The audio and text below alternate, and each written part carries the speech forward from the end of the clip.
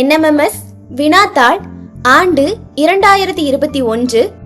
இன்னைக்கு நம்ம சாட் பகுதியில் இருக்கக்கூடிய வினா எண் 151 இருந்து 180 வரையிலான விளக்கங்களையும் விடைகளையும் பார்க்கலாம். வினா எண் 151. பின்வரும் நிகழ்வுகளை காலக்கிரமப்படி வரிசைப்படுத்தி சரியான விடையை தேர்ந்தெடுக்கவும். முதல்ல கொடுத்திருக்கிறது ஹால்டிகட் போர். இந்த ஹால்டிகட் போர் 1576ஆம் ஆண்டு முகலாய பேரரசரா இருந்த அக்பருக்கும் மேவார் பகுதியை ஆட்சி செஞ்சிட்டு இருந்த ராணா பிரதாப்புக்கும் இடையே நடைபெற்றுச்சு. இதுல அக்பர் வெற்றி பெற்றாரு. அப்ப ஹால்டிகட் போர் 1576. இரண்டாவது கன்னோஜ் போர். கன்னோஜ் போர் 1540ஆம் ஆண்டு பீகார் மற்றும் வங்காள பகுதிகளை ஆட்சி செஞ்சிட்டு இருந்த ஆப்கானியரான ஷெர்ஷா சூரிக்கும் முகலாய பேரரசர் ஹுமாயூனுக்கும் இடையே நடைபெற்றது. இதுல ஷெர்ஷா சூரி வெற்றி பெற்றாரு. அப்ப கன்னோஜ் போர் 1540. மூணாவது இரண்டாம் பானிபட் போர். இரண்டாம் பானிபட் போர் 1556ஆம் ஆண்டு முகலாய தளபதியா இருந்த பைரம் கான்கோ சூர் வம்ச தளபதியா இருந்த ஹெமு அப்படிங்கிறவருக்கும் இடையே நடைபெற்றது. இதுல பைரம் கான் வெற்றி பெற்றாரு. அப்ப இரண்டாம் பானிபட் போர் 1556. நான்காவது தரைன் போர். தரைன் போர் 2 முறை நடைபெற்றுச்சு.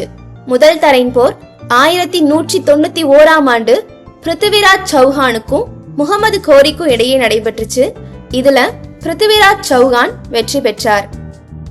இதை தொடர்ந்து 1192ஆம் ஆண்டு மீண்டும் இரண்டாம் தரைன் போர் அதே இடத்துல நடந்துச்சு. பிருத்திவிராஜ் சௌஹான் இதுல முகமது கோரியால தோற்கடிக்கப்பட்டாரு. அப்ப தரைன் போர் 1191 மற்றும் 92. இப்ப இத வரிசைப்படுத்துங்க பார்க்கலாம். முதல்ல தரைன் போர், இரண்டாவது கன்னோஜ் போர், மூணாவது இரண்டாம் பானிபட் போர், கடைசியா ஹால்டிகட் போர். அப்ப சரியான வரிசை 4 2 3 1. ஆப்ஷன் ஏ டிக் பண்ணிக்கோங்க. வினா எண் 152. பாமினி அரசுக்கு வலுவான அடித்தளத்தை அமைத்துக் கொடுத்தவர். 1347ஆம் ஆண்டு பாமன் ஷா அப்படின்னு அழைக்கப்பட்ட அலாவுதீன் ஹசன் தான் இந்த பாமினி அரச தோற்றுவிச்சாரு. இவருக்கு அப்புறமா 1358 இருந்து 1375 வரைக்கும் ஆட்சி செஞ்ச முகமது ஷா அப்படிங்கிறவர் தான் பாமினி அரசுக்கு வலுவான ஒரு அடித்தளத்தை அமைச்சு கொடுத்தாரு. இவரு 1363ஆம் ஆண்டு கோல்கொண்டா கோட்டையை கைப்பற்றி அங்கிருந்த பச்சை கலந்த நீலவண்ண கற்களால் ஆன சிம்மாசனத்தை கைப்பற்றினாரு. பிற்காலத்துல இந்த சிம்மாசனம் தான் பாமினி அரசர்களோட சிம்மாசனமா இருந்துச்சு. அப்ப இங்க சரியான விடை ஆப்ஷன் ஏ முதலாம் முகமது ஷா. டிக் பண்ணிக்கோங்க. வினா எண் 153. வராகன் எனும் தங்க நாணயங்களை வெளியிட்டவர்கள். வராகன் அப்படின்னா அதுக்கு காட்டுப்பன்றி அப்படின்னு பொருள். காட்டுப்பன்றிய தன்னோட கொடியில வச்சிருந்த வம்சத்தினர் துளுவ வம்சத்தை சார்ந்த விஜயநகர பேரரசர்கள் தான். இந்த வராகன் அப்படிங்கிற தங்க நாணயங்களை வெளியிட்டவர்களும் விஜயநகர பேரரசர்கள் தான். அப்ப ஆப்ஷன் பி சரியான விடை. டிக் பண்ணிக்கோங்க. வினா எண் 154. அஜ்மீர் நகரை தோற்றுவித்தவர். 1113ஆம் ஆண்டு அஜ்மீர் நகரத்தை தோற்றுவித்தவர் சிம்மராஜ். இவருதான் சௌஹான் வம்சத்தையும் தோற்றுவிச்சாரு. அப்ப ஆப்ஷன் பி சிம்மராஜ் சௌஹான் தான் சரியான விடை. டிக் பண்ணிக்கோங்க. வினா எண் 155. தவறான இணையை கண்டறியவும்.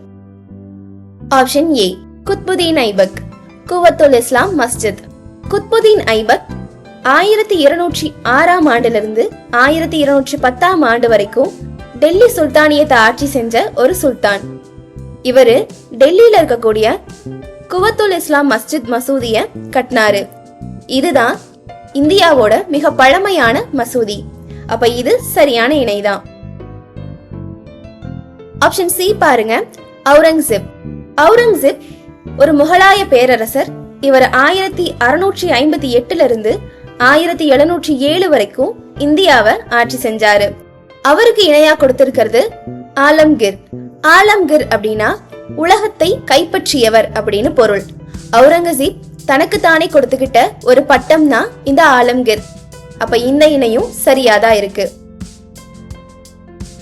ஆப்ஷன் டி பாருங்க, மஹ்மத் கோரி மற்றும் பிருத்திவிராஜ் சௌஹான் தரைன் போர். மஹ்மத் கோரி மற்றும் பிருத்திவிராஜ் சௌஹான் இவங்க 2 பேத்துக்கு நடுவுல தான் தரைன் அப்படிங்கிற இடத்துல 1191 மற்றும் 1192ல தரைன் போர் நடைபெற்றுச்சு. அப்ப இதுவும் சரியான இணைதான். ஆப்ஷன் பி பாருங்க, இல்துமிஷ்.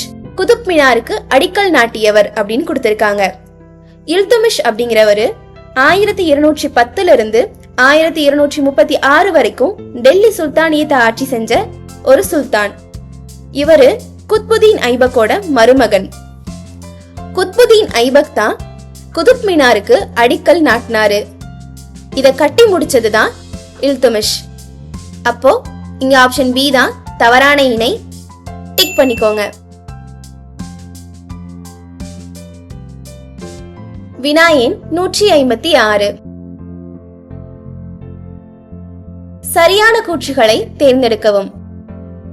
முதல் கூற்று பாருங்க, பிரான்சிஸ்கோ டி அல்மெய்டா முதல் போர்ச்சுகீசிய ஆளுநர் ஆவார்.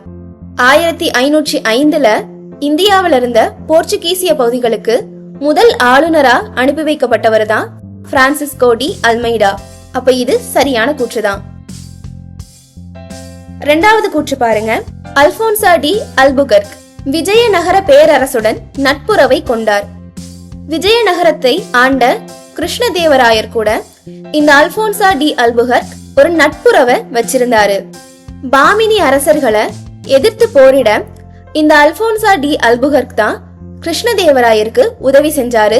இதன் மூலமா இவங்க 2 பேத்துக்கும் ஒரு நல்ல நட்புறவு இருந்துச்சு. அப்ப இதுவும் சரியான கூற்றுதான்.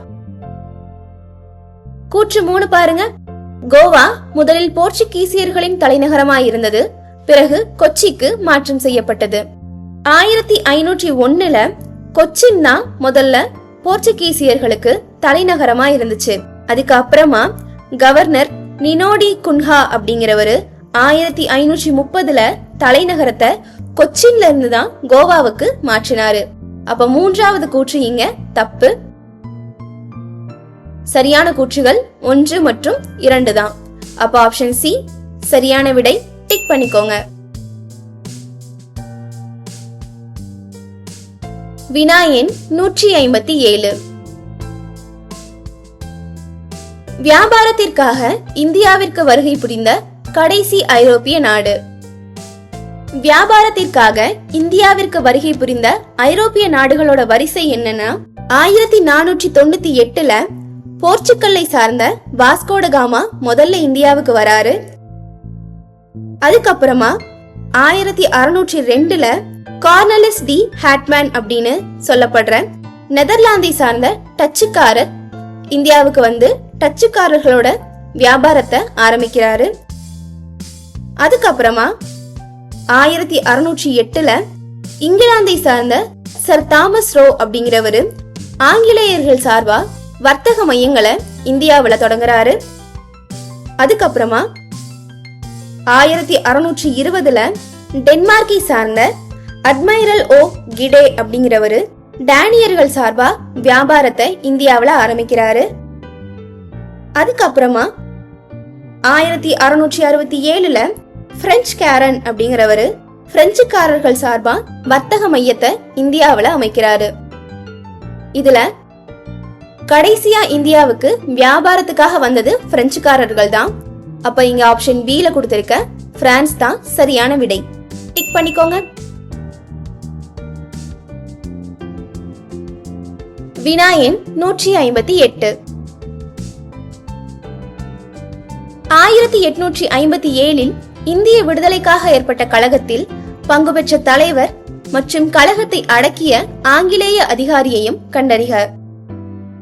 1857 சர் காலின் கேம்பல் அப்படிங்கிறவரு நானா சாஹிப் அப்படின்னு சொல்லப்பட்ட ஒரு இந்திய விடுதலை வீரர்கிட்ட இருந்து கான்பூரை கைப்பற்றுறாரு.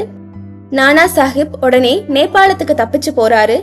அதை தொடர்ந்து 1859 கழகம் முழுவதுமா அடக்கப்பட்டு இந்தியாவில மீண்டும் பிரிட்டிஷ் அதிகாரம் தலை தோங்கியது.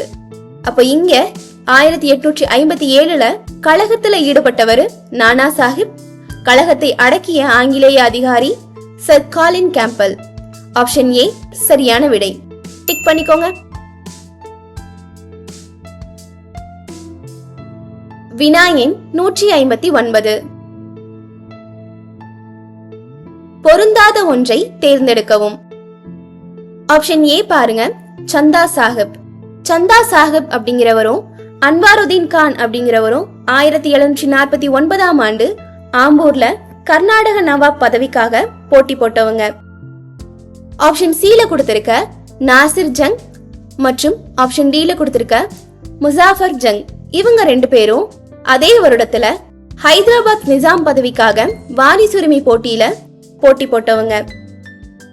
ஆனா ஆப்ஷன் பி ல கொடுத்திருக்க முகமது அலி அப்படிங்கிறவரு சந்தா சாஹிப் கூட போட்டி போட்ட அன்வாருதீன் கானோட மகன். அப்ப இங்க பொருந்தாதவர் ஆப்ஷன் பி ல கொடுத்திருக்க முகமது அலி மட்டும்தான். டிக் பண்ணிக்கோங்க.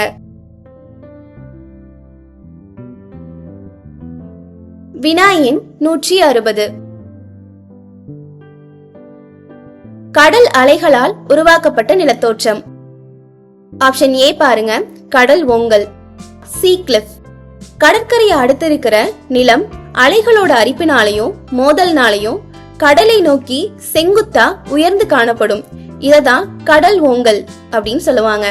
அப்ப இது கடல் அலைகளால உருவாக்கப்பட்ட ஒரு நிலத்தோற்றம் தான். ஆப்ஷன் பி பாருங்க, கடல் குகைகள். C caves.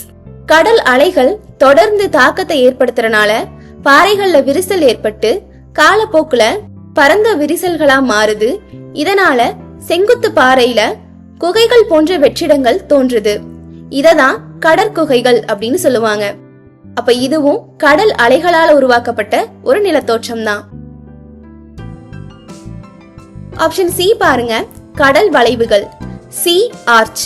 கடல் குகைகளோட உட்குழிவுகள் பெரியதாகும் போது குகையோட மேற்கூரை மட்டும் எஞ்சி பாறையோட மற்ற பகுதிகள் எல்லாமே அரிக்கப்பட்டு போயிரும். இததான் கடல் வளைவுகள் அப்படின்னு சொல்லுவாங்க. அப்ப இதுவும் கடல் அலைகளால் உருவாக்கப்படுற நிலத்தோற்றம் தான். அப்போ ஆப்ஷன் ஏ, பி, சி இது மூணுமே கடல் அலைகளால் உருவாக்கப்படுற நிலத்தோற்றம். அப்போ ஆப்ஷன் டி மேற்கண்ட அனைத்தும் தான் சரியான விடை. டிக் பண்ணிக்கோங்க. வினா எண் 161. உலகிலேயே உயரமான நீர்வீழ்ச்சியான வெனிசுலாவின் ஏஞ்சல் நீர்வீழ்ச்சி அமைந்துள்ள கண்டம்.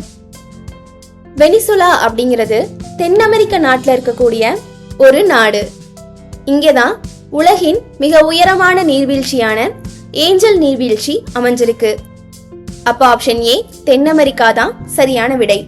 டிக் பண்ணிக்கோங்க. வினா எண் 162. நிலக்கரி உற்பத்தியில் உலகில் முன்னணி வகிக்கும் நாடு. ஆப்ஷன் ஏ அமெரிக்கான்னு கொடுத்திருக்காங்க. அமெரிக்கால உலகோட மொத்த நிலக்கரி உற்பத்தியில 14.8% அமெரிக்கால உற்பத்தி ஆகுது. Option B Australia. இங்க 6.3% உற்பத்தி ஆகுது. ஆப்ஷன் சி சீனா. இங்க 48.3% உற்பத்தி ஆகுது. Option D Indonesia. இங்க 4% நிலக்கரி உற்பத்தி ஆகுது. அப்ப இதுல அதிகமா உற்பத்தி ஆகிற நாடு எது? ஆப்ஷன் சி ல கொடுத்திருக்க சீனா. அப்ப ஆப்ஷன் சி தான் சரியான விடை. டிக் பண்ணிக்கோங்க. வினா எண் 163.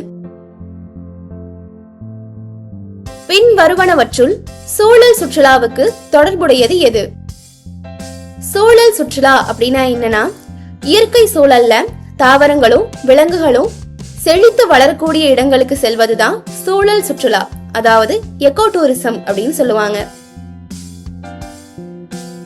ஆப்ஷன் 7 பாருங்க, ஜெருசலேம். ஜெருசலேம் அப்படிங்கிறது யூதர்கள், கிறிஸ்தவர்கள் மற்றும் இஸ்லாமியர்களுக்கு ஒரு புனிதமான இடமா கருதப்படுது. அங்க போற சுற்றுலா எல்லாமே சமய சுற்றுலாவாதான் இருக்கும். அப்ப அது விடையா இருக்க வாய்ப்பில்லை. ஆப்ஷன் B-ல கொடுத்திருக்கிறது அங்கோர் வாட். அங்கோர் வாட் அப்படிங்கிறது கம்போடியால இருக்கக்கூடிய ஒரு புத்த கோவில். இது 12ஆம் நூற்றாண்டுல 2ஆம் சூரியவர்மனால கட்டப்பட்டது. ஆரம்ப காலத்துல இது ஒரு இந்து கோவிலா இருந்து படிப்படியா இது ஒரு புத்த கோவிலா மாறிடுச்சு. இங்க போறது ஒரு வரலாற்று சுற்றுலா. அப்ப இதுவும் விடையா இருக்க வாய்ப்பில்ல. ஆப்ஷன் C பாருங்க, பிரம்மபுத்திரா நதியின் கட்டுமர மிதவை நதி பயணம். இது ஒரு சாகச சுற்றுலா. அப்ப இதுவும் விடையா இருக்க வாய்ப்பில்ல. ஆப்ஷன் D பாருங்க, அமேசான் மலைக்காடுகள். அமேசான் மலைக்காடுகளுக்கு போறதுதான் சூழல் சுற்றுலா. அதாவது அங்க இருக்கக்கூடிய தாவரங்களையும் விலங்குகளையும் நம்ம பார்த்து அங்க இருக்கக்கூடிய இயற்கை சூழலை பத்தி நம்ம தெரிஞ்சுக்கலாம். அப்ப இதுதான் சூழல் சுற்றுலாவுக்கான எடுத்துக்காட்டு. அப்ப ஆப்ஷன் D தான் சரியான விடை. டிக் பண்ணிக்கோங்க. வினா எண் 164. IATA என்பதன் விரிவாக்கம். IATA அப்படின்னா இன்டர்நேஷனல் ஏர் டிரான்ஸ்போர்ட்டேஷன் அசோசியேஷன், அதாவது பன்னாட்டு வான்வழி போக்குவரத்து சங்கம். ஆப்ஷன் B தான் சரியான விடை. டிக் பண்ணிக்கோங்க. வினா எண் 165. மொஹோரோவிசிக் என்பது டேஷுடன் தொடர்புடையது. மொஹோரோவிசிக் அப்படின்னா புவி மேலோட்டோட கீழ் அடுக்குக்கும் கவசத்துக்கும் நடுவுல இருக்கக்கூடிய எல்லை பகுதி. அப்ப இங்க கொடுத்திருக்கிற ஆப்ஷன்ஸ்ல மொஹோரோவிசிக் எதோட தொடர்புடையது? ஆப்ஷன் C-ல கொடுத்திருக்க கவசத்தோட தொடர்புடையது. அதுதான் சரியான விடை. டிக் பண்ணிக்கோங்க. வினா எண் 166. பொருந்தாத ஒன்றை தேர்ந்தெடுக்கவும். ஆப்ஷன் A பாருங்க, பினாடுபோ. பினாடுபோ அப்படிங்கிறது பிலிப்பைன்ஸ்ல இருக்கக்கூடிய ஒரு செயல்படும் எரிமலை. ஆப்ஷன் B-ல கொடுத்திருக்க கிராக்கட்டாவோ இந்தோனேஷியால இருக்கக்கூடிய ஒரு எரிமலை. ஆனா இது செயல்படும் எரிமலை கிடையாது, உறங்கும் எரிமலை. ஆப்ஷன் C பாருங்க, செயின்ட் ஹெலன். இது அமெரிக்க ஐக்கிய நாடுகள்ல இருக்கக்கூடிய ஒரு செயல்படும் எரிமலை. Option D ஸ்ட்ரம்போலி. இது மத்திய தரைக்கடல் பகுதியில் இருக்கக்கூடிய ஒரு செயல்படும் எரிமலை. அப்ப இங்க ஆப்ஷன் B-ல கொடுத்திருக்க கிராக்கட்டாவோ மட்டும்தான் உறங்கும் எரிமலை, மத்த எல்லாருமே செயல்படும் எரிமலைகள். அப்ப ஆப்ஷன் B தான் சரியான விடை. டிக் பண்ணிக்கோங்க. வினா எண் 167. பொறுத்துக. Option A சர்க்குகள். சர்க்குகள் அப்படின்னா என்னன்னா, மலைச்சரிவுல பனி அரிப்பால சர்க்குகள் ஏற்படுது. இத ஜெர்மனியில கர்சக் அப்படின்னு சொல்லுவாங்க. அப்ப A 3ஓட இணைஞ்சிருது. B காற்று அரிப்பு தனிக்குன்றுகள்.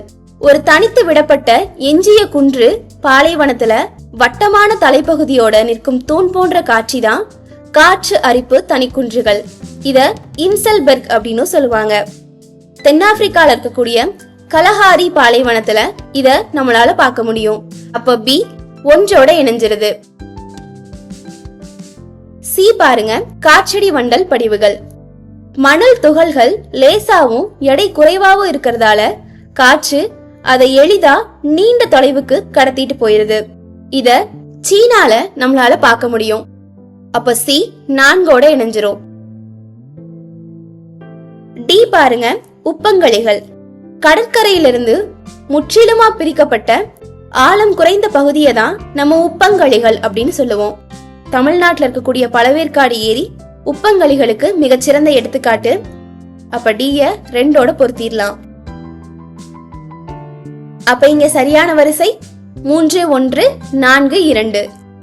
ஆப்ஷன் சி டிக் பண்ணிக்கோங்க. வினா எண் 168. உலகின் நுரையீரல் என அழைக்கப்படுவது எது? உலகின் நுரையீரல் என அழைக்கப்படுவது அமேசான் காடுகள். எதனாலனா அமேசான் காடுகள்ல இருக்கக்கூடிய தாவரங்கள் தான் பூமியில வாழக்கூடிய மனிதர்களுக்கும் விலங்குகளுக்கும் தேவையான ஆக்சிஜன் உற்பத்தியில 20% உற்பத்தி செய்யுது. இந்த அமேசான் காடுகளை பூமத்திய ரேகை பகுதியில இருக்கனால செல்வாஸ் அப்படின்னு கூட சொல்லுவாங்க. இது ஒரு ஸ்பானிஷ் சொல். இதுக்கு காடுகள் அப்படின்னு பொருள். ஆப்ஷன் பி செல்வாஸ் தான் சரியான விடை. டிக் பண்ணிக்கோங்க. வினா எண் 169. உலகின் காஃபி பானை என அழைக்கப்படுவது டேஷ் ஆகும். உலகத்திலேயே மிக அதிக அளவுல காஃபியை உற்பத்தி பண்ற நாடுதான் பிரேசில். இதனாலதான் இத உலகின் காஃபி பானை அப்படின்னு அழைக்கிறோம். அப்ப ஆப்ஷன் ஏ பிரேசில் தான் சரியான விடை. டிக் பண்ணிக்கோங்க. வினா எண் 170. பொருந்தாத ஒன்றை தேர்ந்தெடுக்கவும். ஆப்ஷன் ஏ டர் இ சலாம். டர் இ சலாம் அப்படிங்கிறது என்னன்னா ஆப்பிரிக்க நாட்டுல இருக்கக்கூடிய ஒரு முக்கிய துறைமுகம். இது இந்திய பெருங்கடல்ல இருக்கக்கூடிய தன்சானியா அப்படின்னு சொல்லப்படுற நாட்டோட கடற்கரை பகுதியில அமைஞ்சிருக்கு. ஆப்ஷன் பி பாருங்க, அபிட்ஜன். அபிட்ஜன் அப்படிங்கறதும் ஆப்பிரிக்கால இருக்கக்கூடிய ஒரு முக்கிய துறைமுகம் தான். இது அட்லாண்டிக் பெருங்கடலோட கடற்கரை பகுதியான ஐவரி கோஸ்ட் அப்படிங்கிற இடத்துல அமைஞ்சிருக்கு. Option C Alexandria. அலெக்சாண்ட்ரியா அப்படிங்கறதும் ஆப்பிரிக்கால இருக்கக்கூடிய ஒரு முக்கிய துறைமுகம் தான். இது மத்திய தரைக்கடல் பகுதியில் இருக்கக்கூடிய எகிப்து நாட்டுல அமைஞ்சிருக்கு. ஆப்ஷன் டி பாருங்க, ஆடிஸ் அபாபா. ஆடிஸ் அபாபா அப்படிங்கறதும் ஆப்பிரிக்கால இருக்கக்கூடிய ஒரு இடம் தான். ஆனா இது ஒரு முக்கிய பன்னாட்டு விமான நிலையம். இது எத்தியோப்பியா நாட்டுல அமைஞ்சிருக்கு. அப்ப இங்க ஆப்ஷன் ஏ, பி, சி இது 3 துறைமுகங்கள். ஆப்ஷன் டி பன்னாட்டு விமான நிலையம். அப்ப ஆப்ஷன் டி தான் சரியான விடை. டிக் பண்ணிக்கோங்க. வினா எண் 171. டாஸ்மானியா டேஷ் தீவு என்று அழைக்கப்படுகிறது. டாஸ்மானியா அப்படிங்கிறது ஆஸ்திரேலியா கண்டத்தில் இருக்கக்கூடிய மெல்பர்னுக்கு கீழே இருக்கக்கூடிய ஒரு தீவு நாடு. இங்க அதிக அளவுல ஆப்பிள் உற்பத்தி செய்யறதுனால இத ஆப்பிள் தீவு அப்படின்னு கூட சொல்லுவாங்க. அப்ப ஆப்ஷன் ஏ ஆப்பிள் தான் சரியான விடை. டிக் பண்ணிக்கோங்க. வினா எண் 172. சரியான கூற்றுகளை தேர்ந்தெடுக்கவும்.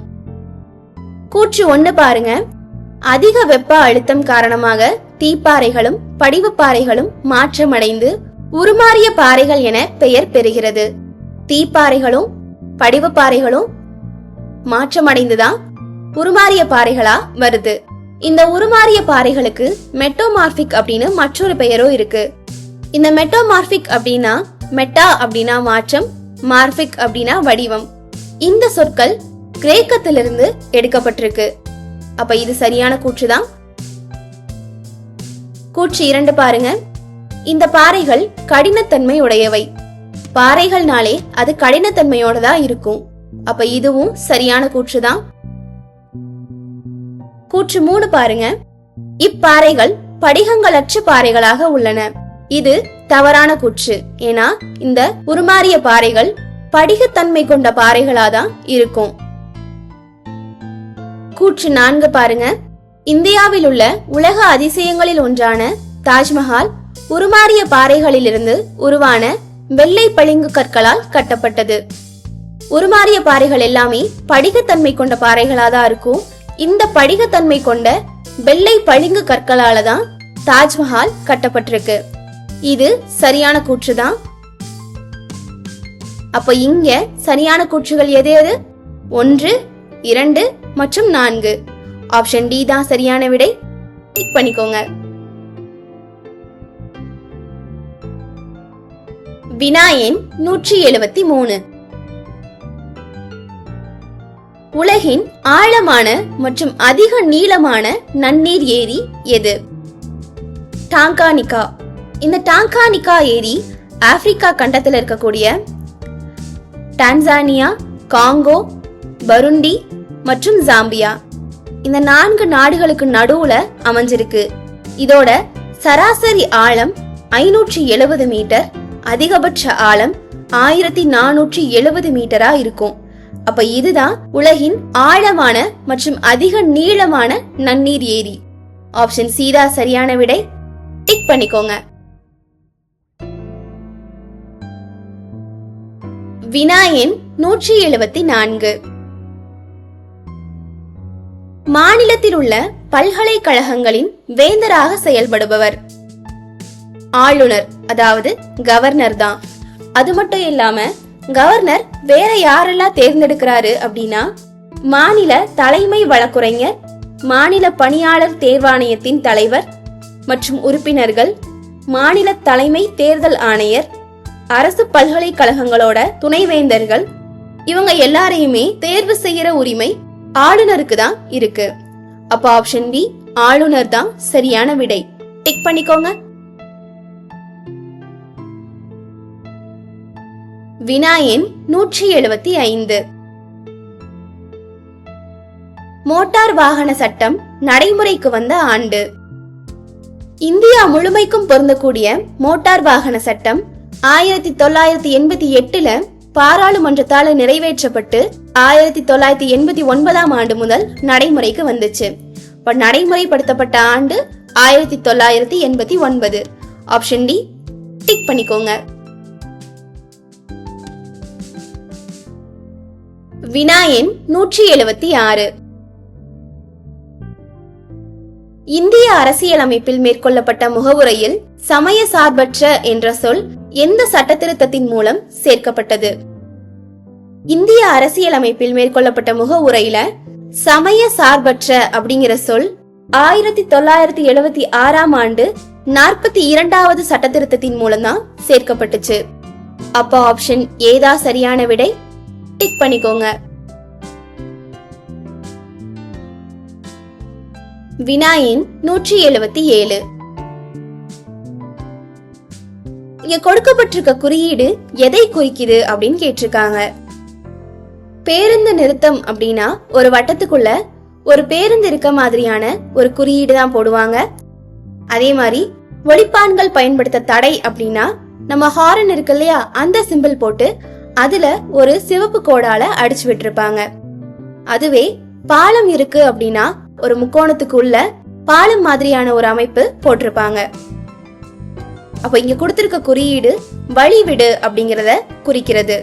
ஆப்ஷன் பி டிக் பண்ணிக்கோங்க. வினா எண் 178. பொருந்தாத ஒன்றை தேர்ந்தெடுக்கவும். ஆப்ஷன் ஏ பாருங்க, பிரிவு 14 பெண்களுக்கான சமத்துவ உரிமையை பத்தி சொல்றாங்க. ஆப்ஷன் பி 16 வேலை வாய்ப்புல அனைவருக்கும் சமமான உரிமை அளிக்கப்படணும் அப்படின்னு சொல்லுது. ஆப்ஷன் டி 18 கல்வி மற்றும் ராணுவ பட்டங்களை தவிர மத்த எந்த ஒரு பட்டத்தாலையும் மக்களுக்கு இடையே வேறுபாடு காமிக்க கூடாது, சமமாதான் கருதணும் அப்படிங்கறத வலியுறுத்துது. ஆப்ஷன் சி பாருங்க, 28 இது மத சுதந்திர உரிமையை பத்தி சொல்லுது. அப்ப இங்க பிரிவு 14, பிரிவு 16, பிரிவு 18 இது மூணுமே சமத்துவ உரிமைகளை பத்தி பேசுது.